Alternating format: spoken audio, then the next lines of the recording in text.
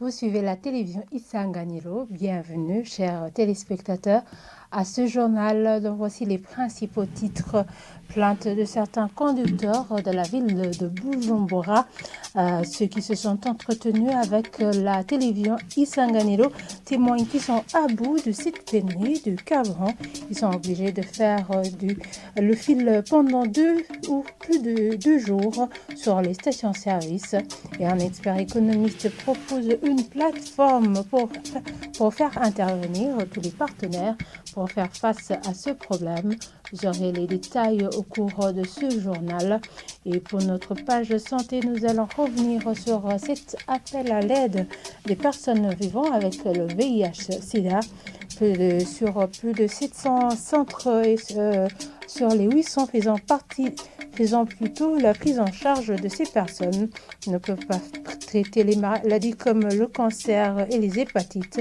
Ils demandent à ce que ce problème soit résolu. Les détails, c'est tout de suite.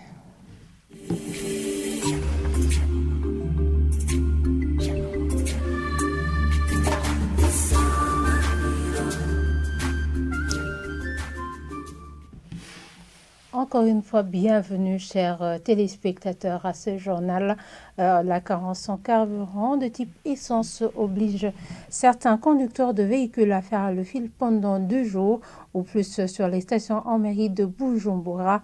Les magouilles de certains responsables policiers et administratifs viennent empirer la situation en faisant servir par force, comme le dénoncent ces conducteurs.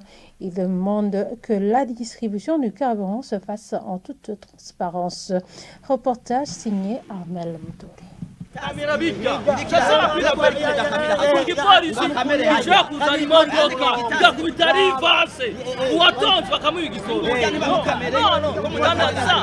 Cette manifestation de colère émane des chauffeurs qui font la queue à l'une des stations de la mairie de Bujumbura que nous avons visitée ce lundi. À cette carence de carburant de type essence qui se manifeste ces derniers jours, vient s'ajouter des magouilles de la part de certains responsables policiers et administratifs, comme le dénoncent certains chauffeurs rencontrés. Ils pensent que ces responsables le font pour alimenter le marché parallèle afin de gagner plus d'argent.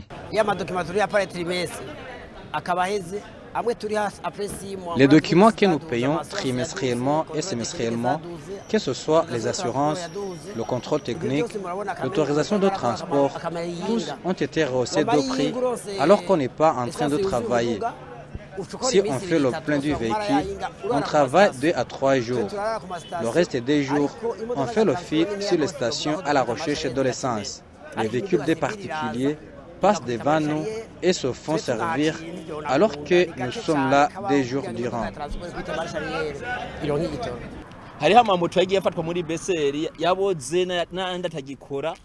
Des motos en panne qui sont garés à la BCR sont amenés pour être remplis de carburant sur les stations et reviennent en peu de temps pour être servis encore une fois. Je pense que ce carburant est vendu sur les marchés parallèles, notamment à Buyenzi, parce que quand on veut s'approvisionner, on achète le bidon de 20 litres à 17 000 francs sur ces marchés. Sur certaines stations, ceux qui amènent des bidons se font servir avant nous. Après 2 jours d'attente, quand c'est ton tour, le pompiste te sert 20 litres seulement. Et certains responsables policiers amènent leur voiture et nous passent devant. Nous ne savons pas si c'est leur véhicule privé ou les véhicules de service.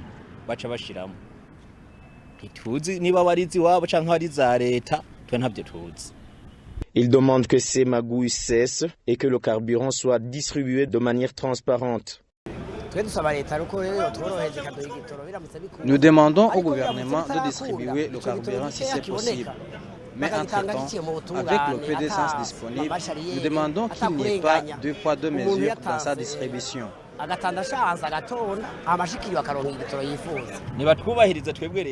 Nous voulons que nos droits soient respectés, que soit servi celui qui arrive à son tour sur le fil et que les agents de l'ordre surveillent que tout se passe normalement. Cette carence de carburant s'observe au moment où le gouvernement avait mis dans les mains de la Régie des eaux la gestion de la distribution du carburant au Burundi pour résoudre ce problème.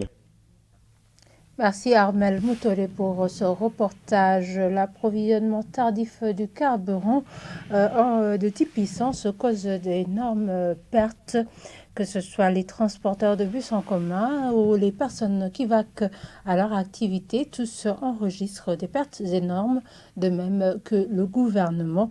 Explication d'un expert économiste, Prosper Nioboke. Selon lui, une plateforme pour faire intervenir tous les partenaires s'avère nécessaire pour trouver solution à cette pénurie interminable. Suivez-le. Le manque à gagner, c'est à plusieurs niveaux. D'abord, je vous dirais que ces usagers, donc, surtout même si ce sont des fonctionnaires, des gens qui vont vous donner les services respectifs, ils en subissent énormément, même au niveau psychologique, parce que si vous êtes à la quai, donc vous y restez plus de 4 heures, 5 heures, ça veut dire que ça va jouer sur votre rendement. Et ça va impacter, si vous voulez, le résultat que vous allez avoir, de part qu'on va devoir assister à certains retards, donc même à des absentéismes, donc liés à ces problèmes, ce qui conséquemment fait qu'il y ait un peu un résultat négatif. Donc ça impacte négativement le rendement. Et autant c'est au niveau de certains opérateurs qui sont au niveau, par exemple, du transport, d'autres services qui nécessitent donc l'usage conséquent de ce carburant que l'essence, ça réduit sensiblement les récoltes, donc les recettes qui devraient être récoltées. Et conséquemment, ça va impacter peut-être les projections. Et pour la plupart, ce sont des gens qui contractent des crédits auprès des banques. Et ce n'est pas pour autant que des banques vont essayer d'être flexibles pour l'alléger par rapport au niveau des charges, sinon au niveau des intérêts exigés par rapport au principal, sinon par rapport au crédit accordé à ces derniers. Ce qui fait que quand même, alors, ces opérateurs vont conséquemment perdre.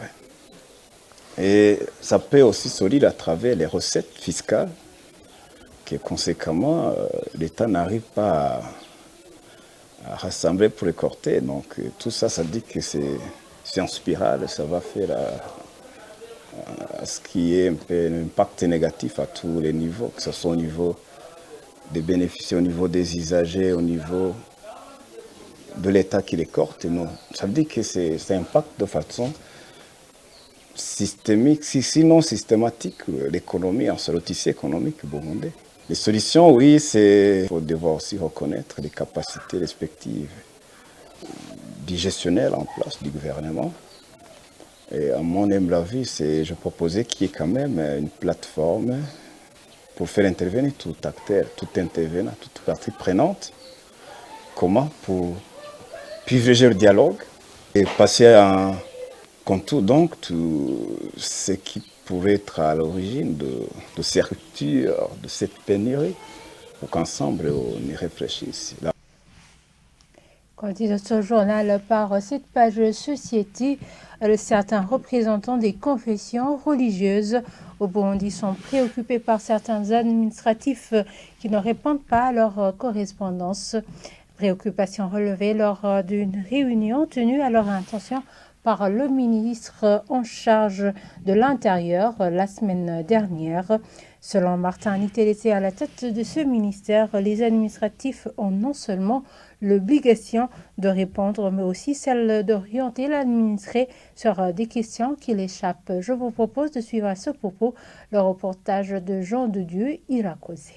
Lors de cette réunion, certains représentants des confessions religieuses sont revenus sur la collaboration qu'ils entretiennent avec l'administration. Celui-ci pointe du doigt certains administratifs qui, selon lui, ne répondent pas aux correspondances leur adressées.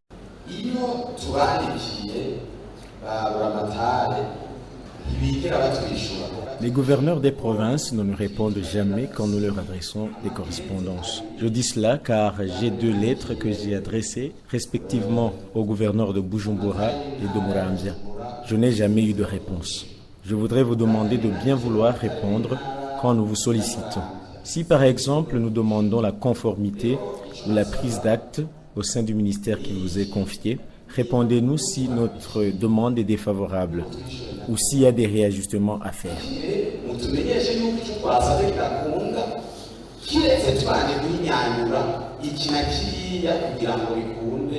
Sur cette demande, rappelle Martin Iterete, ministre en charge de l'Intérieur, tout citoyen a droit de réponse de la part de l'administratif, peu importe les demandes faites.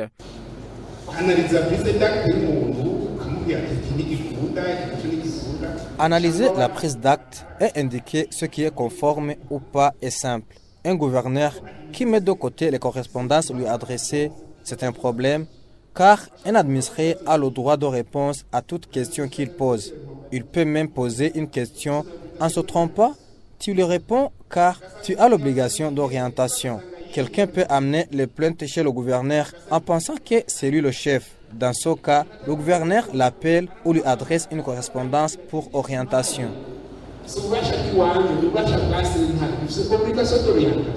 Ce ministre salue le rôle que jouent les confessions religieuses dans le développement du pays.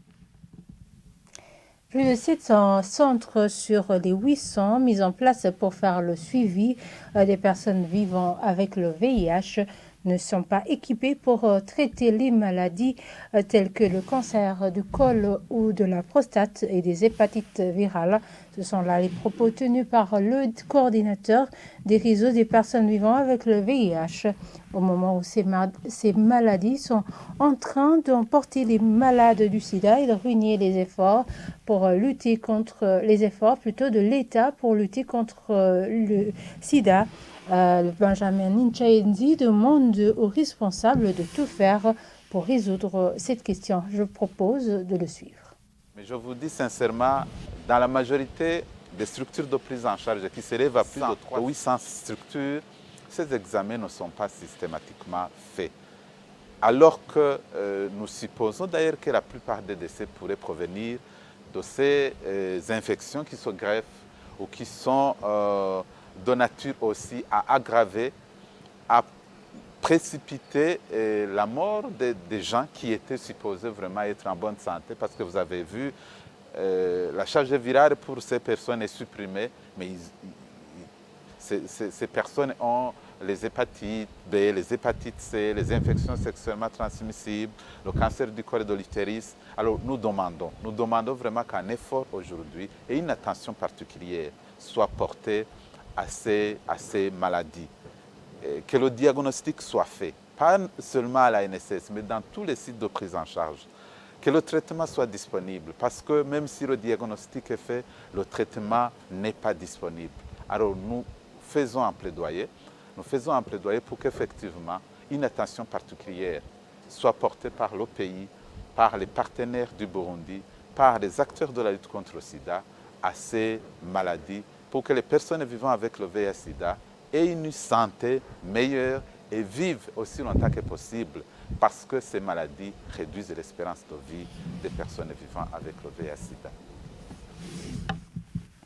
Et voilà, c'est ici que nous clôturons ce journal. Merci de nous avoir suivis et très bonne suite de programme sur la télévision Isanganiro.